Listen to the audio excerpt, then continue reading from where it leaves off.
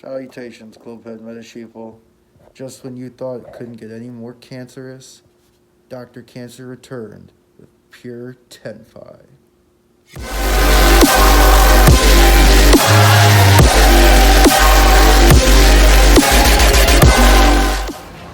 Alright, salutations, Globehead Metasheeple. Welcome to Metasheep Slaughterhouse. I'm your host, Dr. Cancer MD, here with another disgusting creation for you. Today, I am in beautiful Florida on vacation after I got 20th place at the Indianapolis Regional last weekend. I was playing pure TENPAI, of course. Everybody thinks this deck is bad pure, but I happen to disagree. So without any further ado, let me just show you what I cooked up for the Regional. Just barely choked the top 8, unfortunately, but we'll try again sometime soon. Obviously, we got 3 Pydra. I don't agree with people who cut this down to 2 and then play Dora Dora. I just like 3. You want it more of this one because it's a TENPAI name, so it can quick synchro, and you can search it with TENPAI cards because Dora Dora doesn't do any of that stuff. Then we have triple copies of Genroku, just another starter. It's a really good card. You don't really want to start with this one usually, although certain times if you want to play around Valor, play around targeting stuff, sometimes it is good to start with this one, but really you prefer to start with Hydra. Then of course we got the limited Chundra. Rest in peace to the other 2 copies, but we don't need them. 1 copy of Fadra. I don't agree with playing this at 2. The simple reason is it's a brick. You do not want to draw this card. I draw this card enough at only 1 copy, and if I were to play a second copy of this card, I'd brick on it all day long. So the way that you get this card back, if you've already used it, let's say you've already used this card and you didn't kill your opponent, or you needed to use it to make seals, you just summon Magnamut off seals, and then use Magnamut effect to add it from graveyard back to hand. And then so you can pretty much always get that second copy unless your opponent banishes it or something. So you really don't need 2 copies of Fadra. Hand traps, we got the starter that is also a hand trap, Magnamut, best card in the deck. Don't ban this card, Konami. Leave this card alone, it's perfectly fine. Just, you can limit the other Bestials all you want, just don't touch my precious Magnamut. For the hand traps, I play a lot of them. Triple Ash, triple Nibiru, triple Malcharmi Fuelos, triple Malcharmi Purulia, and in the main deck we got triple Malcharmi Meowls, but that's not it for hand traps. We also got triple Infinite Impermanence and triple Dominus Impulse. So I'm running 22 hand traps in the main deck, and so we're doing all 9 Malcharmis. Why am I playing all 9 in the main deck? Well, in TENPAI, these ones are already a given. A lot of times I think Purulia is better than Fualos because shotgunning it allows you to play out, you don't play into thrusts or talents, you do play into thrusts, but you don't play into talents, and you're pretty much guaranteed to draw if your opponent commits to their normal summon. So there's a lot of times where I think Purulia is just a better card than Fualos, like just dead ass.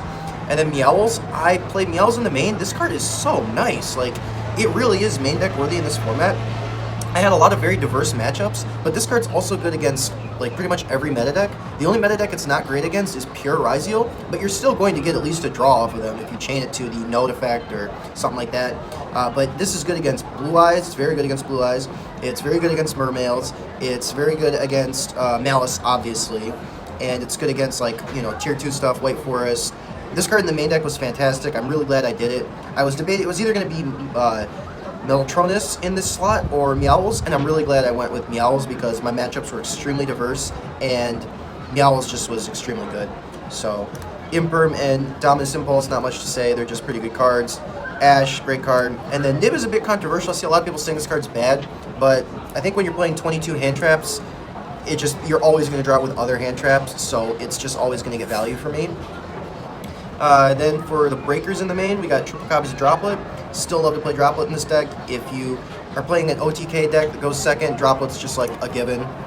Helps you hit all the interactions on your turn, shuts off detonators, stuff like that. I decided to main triple copies of backer removal cards, the 1 Duster and the 2 Storm, because I ended up cutting Crossout entirely. I figured out that with Crossout, the thing was I was usually just hitting Imperms with it. I'm like, why waste a Crossout on an Imperm when I can just blow away all of the Imperms? So, got a main deck. These cards are super nice. And then for some Saki 1-ofs, 1 Prosperity, 1 Terraforming, 1 of the Field Spell that's limited, and 1 of the limited Kaiman. So that's it for the main deck, 40 cards. If you play more than 40 in pure TENPAI, you are crazy, because you want to see all your limited cards. So for the extra deck, I got some Spice to start off. Striker Dragon.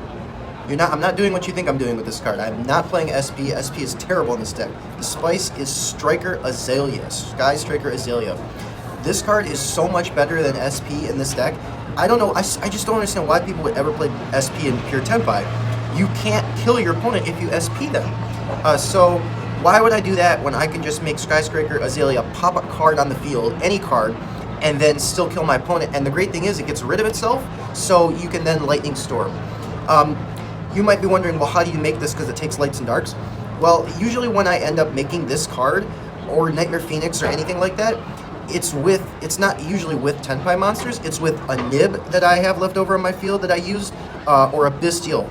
So if I Nib or Bestial my opponent, and then I can normal summon any Tenpai card, link it off for Striker Dragon, and that's material for Azalea right there. So this card was incredible. It won me at least 3 games on its own. I used it to force out back row, and then it clears itself. So I was playing Nightmare Cerberus before for this role, and Cerberus is great, and it's also a Metaltronus target for Baguska, but this card's just way better. It outs itself so that you can Lightning Storm the board. So this card's fantastic. It's probably the spiciest card in the extra deck. I have never seen Tenpai playing Skyscraper Ace Azalea. I have not even seen the Striker builds playing it, so maybe the ones that just topped the YCS were playing it, but I don't know, but that's my spice for the extra. Still playing Nightmare Phoenix. There's just certain situations where you want to go into this instead of Azalea. Like, I don't know. It's just a good card to have. You want to pop some back row. 1 copy of Seals, obviously. This card is also a Metaltronus target that hits the entire Blue Eyes deck, so that's cool. Obviously 1 copy of Hida and 1 copy of Promethean Princess. I won 1 game because I had a pretty much totally bricked hand. I just had Nib on field and Fadra, so I put the Nib token in attack, and it had like 7,700 attacks, so just enough to not kill me. Normal Fadra, linked it into Charmer, and crashed into it, and got Genroku, and killed from there. My opponent was extremely unhappy. 1 copy of Quibelt. This card doesn't come up that much, but it can help you kill under Shifter, and it can be like removal for a big token or something. I don't know. It doesn't feel really necessary, but I like to have it. 2 copies of Biden. I don't know why I played 2. I mean, I think you can probably get away with 1 copy, but some very rare scenarios where you're going to want the second one, so I just still run it. 1 copy of Transcendence. This card's broken. I love this card. Floodgate. Can't do anything in the battle phase. And then my 1 still got the nice chewed up first edition ulti, Trident Dragon. Helps you close out games. 1 copy of Typhon. I swear by this card. Wins me games all the time.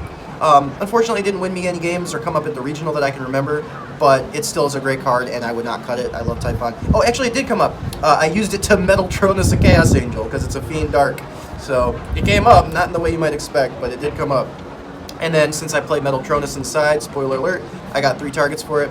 Detonator, obviously, White Binder, and this Fiendsmith Desiree pretty much hits all the Fiendsmith stuff. It hits Caesar.